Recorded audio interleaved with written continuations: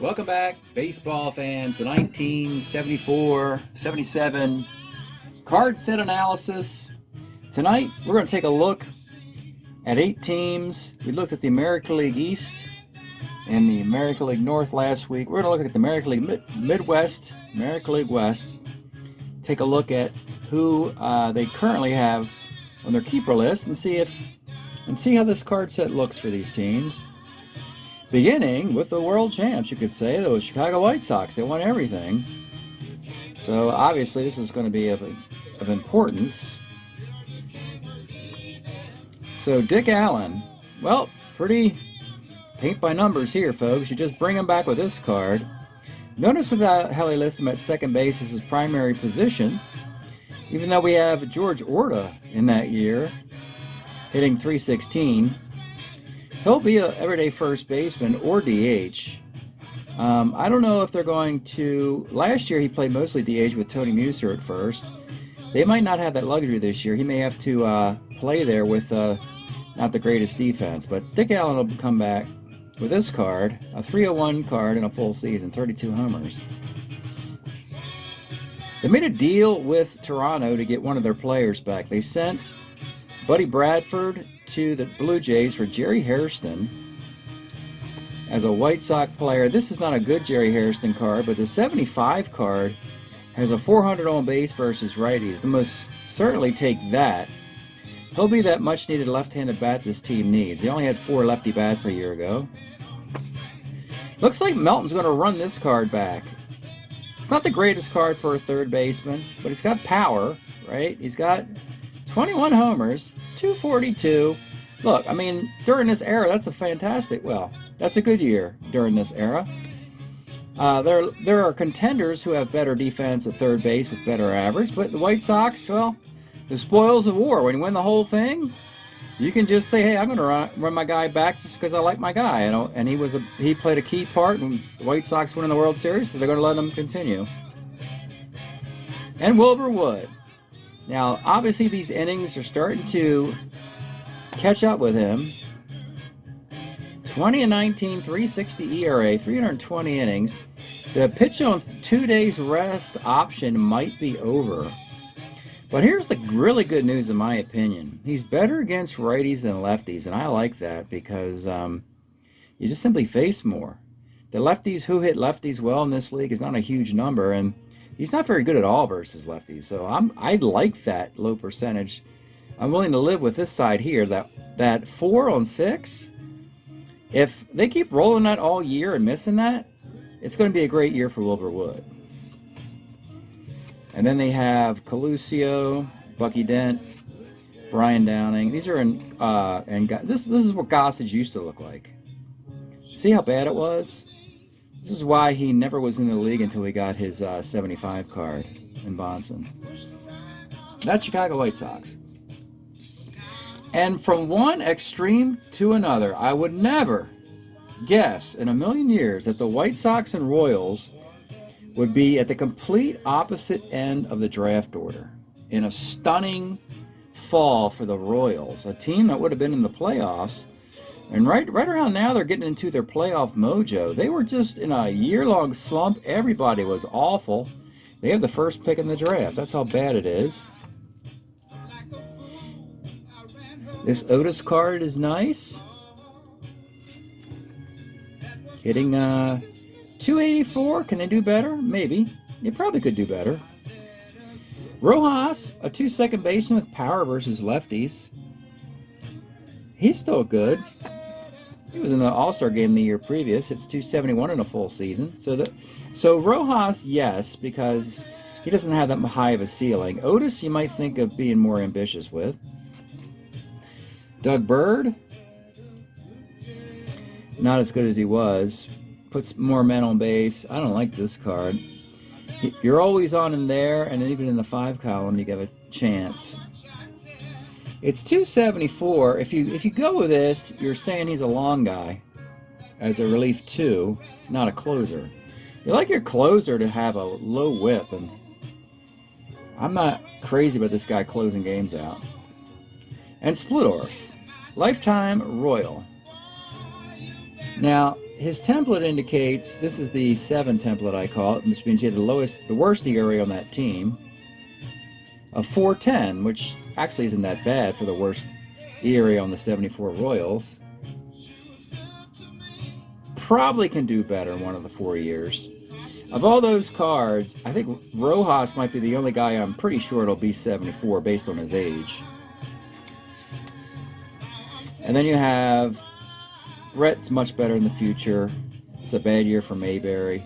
Again, we're only showing you these cards just to show they exist, and we have better cards in the league. We got 76 Patton. All right. Next up, 2 teams that flirted with the playoffs. The first one didn't make it. That was the Milwaukee Brewers. They had a chance. They were in the... They got knocked out in the round of 5 before the final 8. They're going to take another stab at John Briggs as a DH. That's a good option. Power and walks. He's often played every day because he hits lefties well. Here he's okay at best against lefties, but as a DH, that's not too bad either. You see, it's a full season, 620 plate appearances and 253 average, but the walks are there. Yeah, this is a fine card. If you want him to platoon, sure. You want him to play every day, it's iffy. But that's all right. You don't want him to play the outfield if you can avoid it. Darryl Porter will have some decent cards. This is an okay card, probably a sideways move from where he was in 73. 240 and 12 home runs. I think he can do better. George Scott, a 1. I think he's got a better year moving forward. This is 281 and 17 homers. Most people would like that. Full season, 670 plate appearances and a 1. But I think he's got a better 75. I think he hits 36 home runs, I'm guessing. It leads the league in homers. I think it's 75. And Jim Colburn, 4.06 ERA in 224 innings. We just call him an innings eater here. And we could shop around for Colburn. This is an okay card, but it's nothing spectacular. No slam dunks here. Probably Briggs. Briggs is starting to, his career's getting closer to the end. Porter, Scott, Colburn have some more juice. We got Ollie Brown in a better 75 card. Pat Kelly's hitting 274 in a better card. Darryl Thomas's best year is 75. We got Al Downing as a reliever now, and this is a bad Bill Travers card. So, one more team in the Midwest, and it was a playoff team. It was the Minnesota Twins. Nice year. Went from last place to a wild card spot. Almost competed for the division. And actually, finally, started to overachieve a little bit. For years and years of underachieving, particularly the IRL Twins in the playoffs, where they didn't win a playoff game against Baltimore and Oakland in this timeline. Steve Bry on the protection list, but I'm not liking this card. He's not a 2 in the corners. He has virtually no power. The batting average, hits a 270 hitter. 283 hitter, yeah, 283, but it's just a banjo kind of hitting. And he's known for power and better defense in the corner, so I don't like that card. Now, here's a 354 card who has a better year. This is Carew. He goes 353, 360. Oh, this is the 364. He goes 364, then he goes 359 and 75, and they're not going to be picked up. Because he goes 388 in 1977, and that will be picked up. What a card to not... And what a card to probably never be used. I probably never used this card in a carryover league. And why? Because I always have the previous Carew cards when he's a 2 second baseman. Sometimes a double-A stealer. And, of course, the 77 MVP card.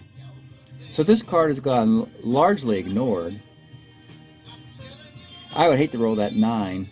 It's just fun to look at this card.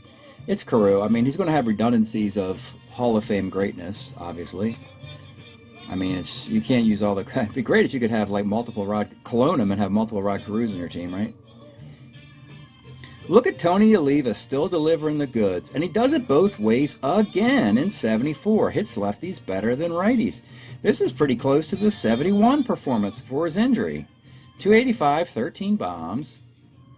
The lefty side looks great, and he's okay against righties, but of course he'd be your full-time DH for the team. I think he was the full-time DH, so nothing's going to change on that regard. And Blyleven, the Hall of Famer, starter 8, 20-game winner, 17-17, 266. Might be better not winning 20 games with this card than the 21 card previously. That's a great card. You got to stay away from that 17 and 17 and look at everything else here. 14 homers and 281 innings for Bert Blyleven. Bert gave up 50 homers one year when he returned to Minnesota in the late 80s during that World Series win. Heisel's got a nice card, but he's got a better one. Roof, of course, the magnificent 75. Goltz on the rotation, and that's the Twins. All right, we'll take a little bit of a break, and then we'll come back with the American League West, so stay tuned.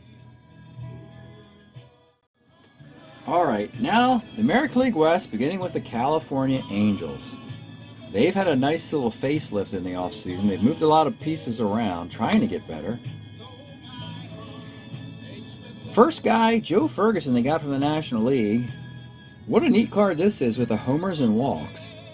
Shame the Colorado Rockies didn't take a shot at this guy. That would have been a perfect Rocky player.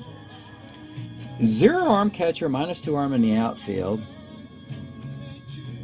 That's a 252 hitter with 16 homers, 75 walks. That's an everyday catcher. That's a hit.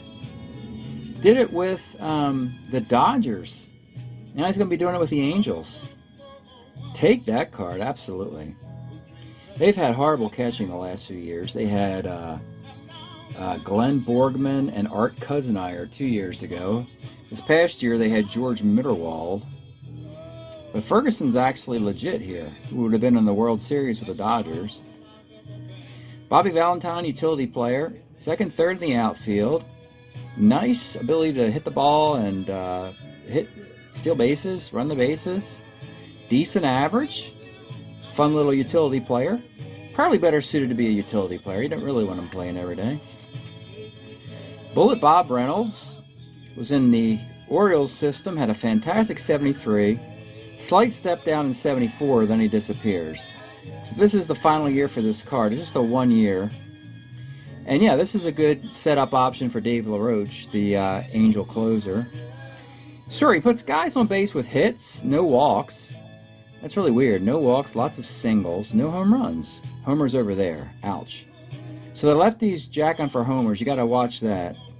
But you're willing to give up a bunch of singles to righties. Again, you don't need him to close. You got Dave LaRoche. Ryan, got to study all 4 years of Ryan to pick the guy who probably walks the fewest guys or has the most outs on the card. Over here, it's Ofer. You want to, you want to never give up a hit on the 3, 3, 2, or 1, which just walks on 6, 7, 7, and 8. That's awesome. On the other side, he's got 1 hit there. Walks on 5, 6, 7, 8, and 9, so it's a whole column of walks. But this could be starter 9. This could be the best Ryan card in the series. 2.89 ERA, 22-game winner. So right now, this is the bar, and I don't know if he'll get better, really. He'll start to get into that 300 innings, 200 walks, 300 strikeouts routine, and 200 hits, which leads to a 1.33 whip and a 20-20 record. So that's something he corrects later in his career, of course, when he goes to Houston and Texas. We got Baylor's 75 card. This is a terrible LaRoche card. And there's Ferguson. Next up, the Oakland A's. Interesting offseason for them. This could be the final attempt at a World Series until things go dark. They still got the 74 squad World Series team to assemble, if possible. Beginning with Bando. Now, the batting average is going to look bad here, 243, but the other numbers are pretty good. The homers, the walks, of course the defense, and what happens is you'll miss that homer 4 there. You won't catch that single on a 7, or the double on a 6 fly ball, you'll miss that. But hey, he's on the MVP list of 74, which is a down year for hitting anyway. How about Reggie as a 1-5 ace stealer? How about that? By 1977, he's a 4 in right field for the Yankees. But he's the MVP of 1973, and you can make a case in 74. They gave it to Jeff Burroughs. But Reggie has a fantastic card here. You really set the wheels in motion if you take the 74 Reggie and then next off season you make a trade and trade him to the Yankees for a king's ransom. Raleigh Fingers. That's a nice closer card. 265, 119 innings, sure. Again, he's going to probably have 4 good cards to look at. Kenny Holtzman, starter 7, probably will take this card. I think he gets a little bit worse year to year from here on. Look at the 1-loss record. You know, Oakland's 1-loss record was not that spectacular during the dynasty, except for 73 it was good, but just 2 games over 500. Of course, they were fantastic in the postseason. Sure. Obviously, that's a good enough card to be a number 2 starter. Now, the problem, of course, again, you can only take 2 cards in a year, so this is going to be tough. They got to really check this out. I mean, obviously, 74 is the desirable year for most of these guys. Bando has some lean years, so it's probably him. Reggie's card is so good, it'd be a shame not to take it. With Fingers, you could probably move him into a different year and get a similar performance. Can you do that with Kenny Holtzman? And then you have to consider what's more valuable, Kenny Holtzman as your number 2 starter or Sal Bando with a lower batting average. So that's something that Oakland will have to debate. Now you're starting to see how Oakland is going to have to fight and claw to win a division, get to the playoffs, and get to a World Series. It's not going to be as easy as it was 2 years ago. Duffy Dyer, Claudell's got a better card. Jim Todd's got a much better card in 75. Dave Tomlin's we took his 76 card, that's better than that one. And Mike Torres has great years in 75 with Baltimore and 76 with Oakland. This is with Montreal. Next up, Seattle Mariners. Another team that moves its pieces around in the offseason trying to, well, first thing you got to do is get to 500. Then you go for a wild card. Then you go for a division. That's what we're looking at. Good news, they have 2 players with some stability. Jerry Morales, pretty stable player for the next 8 years or so, is an all-star in 1977, though this card would work fine. He's a 2 in center field, as well as the corners, full-time power. It's a 273 15-homer card, nothing splashy, nothing spectacular, but a steady player that can certainly help Seattle before their existence. They don't come into existence in 1977. And then there's Bill North. Shame you got a redundancy here in center, but North has a -2 arm. You get a Morales in the corner. Bill North walks, AA stealer, power versus lefties. 260. We'll check the other years. But North and Morales are everyday players for this team. One's a righty, one's a switch. That's good. Bob Stinson had a great 73. Did it with the White Sox. Helped them win a World Series. Now, he's a member of the 77 Seattle Mariners. That card may be selected. If you had to stick with this card in a platoon, it would work. Look, they give him power. It makes him a lefty because he's terrible over here, okay? But he's got all these walks and a walk on 8. Is he hitting 160? 172. Here's a case of a 172 hitter who almost could make the league. I mean, he's bad, let's face it. He's not very good. But he could theoretically work in a platoon. But they'll find a better card. Worst case, the 77 card. And here's a surprise.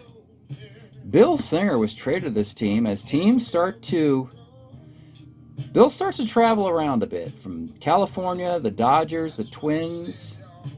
Here's with the Angels. I go to the Twins. I think he's with Texas. Finishes his career with the Blue Jays.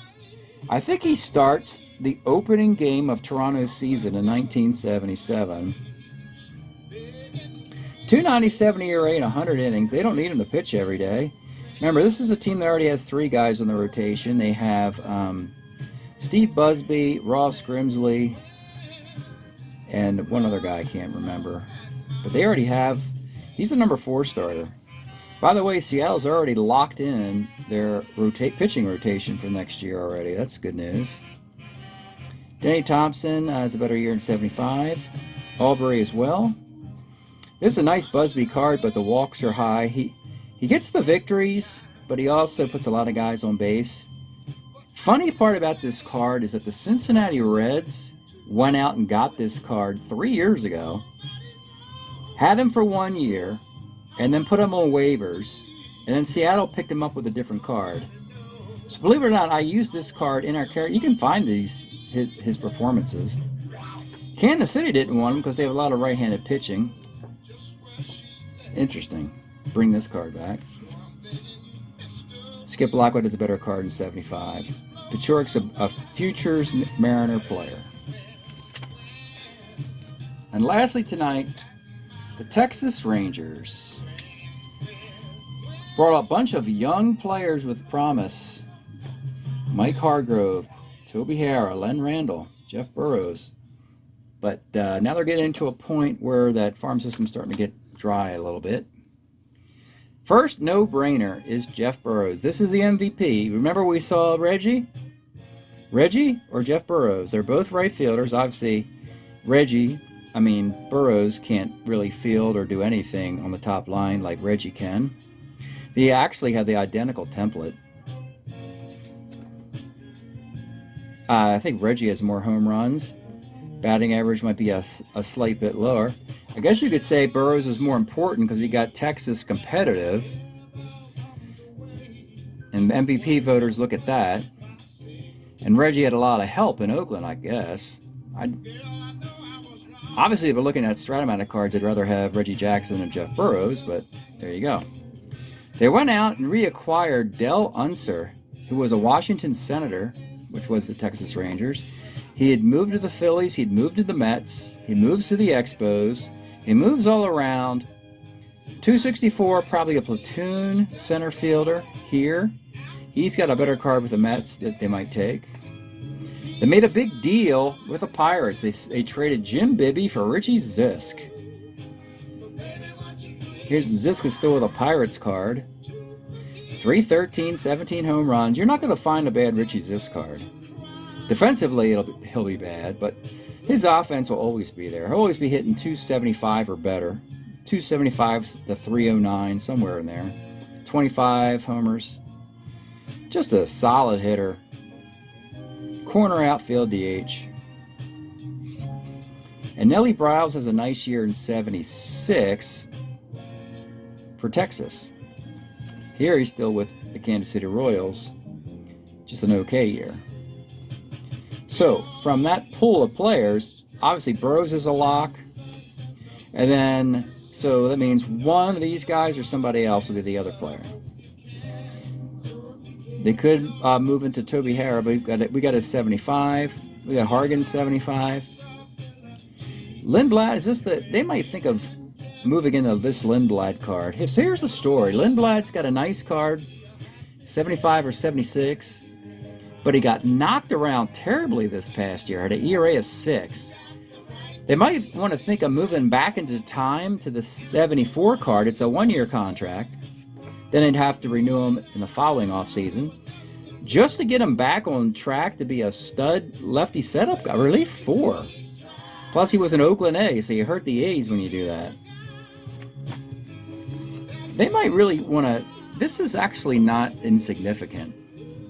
To get Lindblad, one of the top lefty closers in the sport, on the Texas Rangers, that'd be a pretty nice move for a team that otherwise is largely insignificant. Now we know 74 Rangers with Billy Martin as their manager gave Oakland a run for their money. Came up short. And that is the American League West. We looked at half the American League. Next Thursday, we'll get together. We'll do the National League East and the National League North. We'll see you next time.